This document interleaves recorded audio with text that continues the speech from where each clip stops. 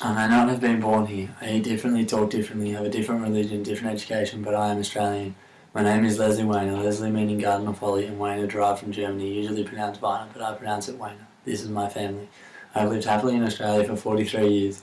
There was, however, a reason I left South Africa. I was born in South Africa in 1948 in a city called Johannesburg, Transvaal, located in the middle of South Africa. From the outset, people see beautiful land, kind people, amazing food, and lots of colour. But in my world, it was also known for apartheid, poverty, racism, and war. I went to school in Varhada and I grew up with the young Zulu children as they lived near my father's hotel. I used to spend a lot of time with the Zulus because of apartheid. It was unlawful and wrong in the eyes of the Afrikaner members of society.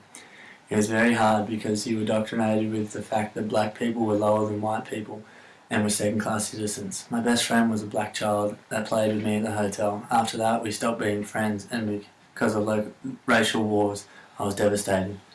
Most of the Afrikaners in town and in South Africa supported Hitler during the Second World War. Their first hate was black men, their second hate was Jewish people. Unfortunately, I fell into that category. I didn't trust many people because I was beaten up many times at school and discriminated because of my religion. The racism stopped as soon as I moved to Australia. I felt very safe and welcome. At this time, Australia was welcoming a lot of people because they wanted to build their population, so I didn't even need a visa. I can see that this time introduced much of the multiculturalism that is in Australia now.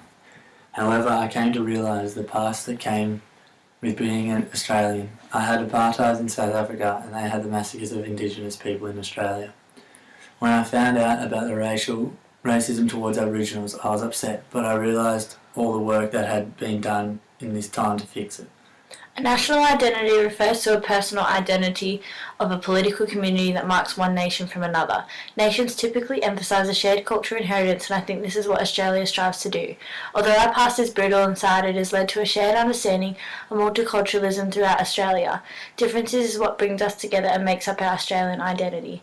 This was the start of our identity being shaped as multiple cultures and people make up Australia.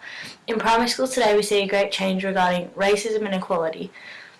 Since Rudd's Sorry speech in 2008, people are reminded of our connectedness regarding past racism.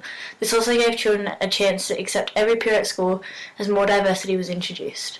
After being bashed up, judged, being forced to judge, I finally am free to live in a multicultural Australia. This is why so many people want to live here, because of our identity reflects freedom.